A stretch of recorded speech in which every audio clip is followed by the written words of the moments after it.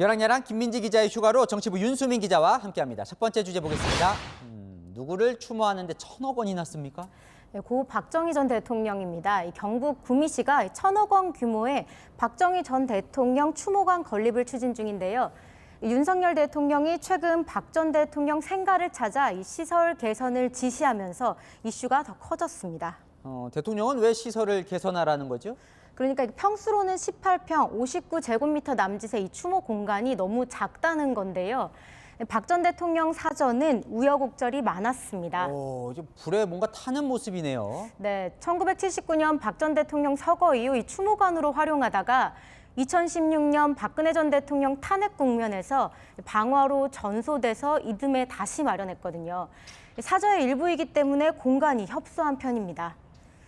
이철우 경북지사는 윤 대통령이 추모관이 협소하다며 개선 방안을 요청했다고 전했습니다.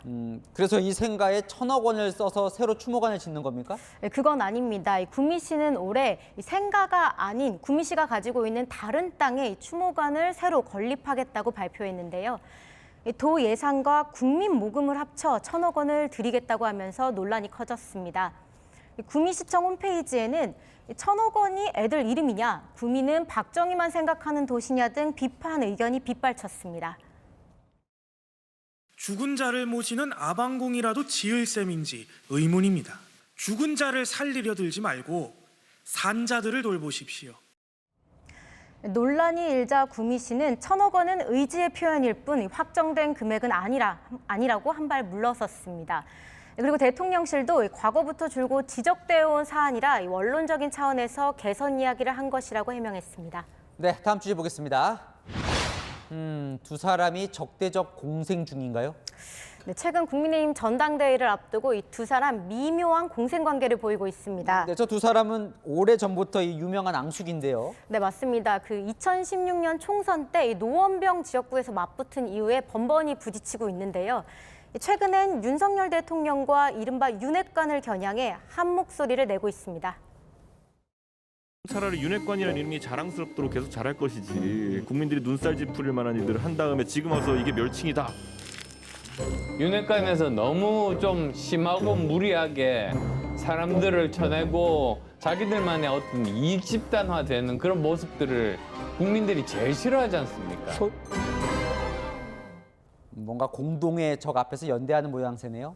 네, 최근 친윤계가 안철수 의원을 향해 종북 공세를 펼쳤을 때도 이준석 대표가 직접 나섰는데요. 이 전 대표는 SNS에 글을 올려 안철수 후보는 종북이 확실히 아니다. 주식을 수천억 가진 사람이 종북을 왜 하냐며 옹호했습니다. 주식 수천억이라 저건 좀 약간 비꼬는 것 같은데요. 지금으로서는 이 결선에 뭔가 올라가면 연대할 수도 있겠네요. 네, 친 이준석계 천하람 당권주자와 안철수 의원의 이야기 들어볼까요? 가까운 듯 먼 온도 차이는 좀 있어 보입니다. 사실 제가 안철수 의원에 대해서 굉장히 많이 좀 비판하고 있습니다. 그럼에도 불구하고 저는 안철수 후보에 대한 지금 대통령실의 반응은 너무나 과도하다고 생각합니다. 1등이든 후보들이 열심히 연대 노력들을 하게 되는 그런 모습들이 아마 보일 겁니다.